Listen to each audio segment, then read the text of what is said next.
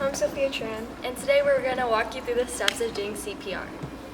First, check for responsiveness. Are you okay? Are you okay? Are you okay? Shout for help. Send someone to phone 911 and get an AED. Sophia, call 911. Why would we get an AED? Place 30 compressions. 1, 2, 3, 4, 5, 6, 7, 8, 9, 10, 28, 29, 30. Now give 2 breaths with the barrier device. 1, 2, 3, 4, 5, 6, 7, 8, 9, 10. Keep power on the AED. Adult patient. If the patient is a child, press the child button. Correctly Remove attach clothing pads. from the patient's chest. Remove package. Press pads firmly on skin.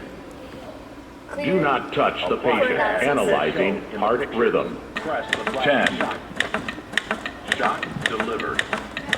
Begin CPR. 20.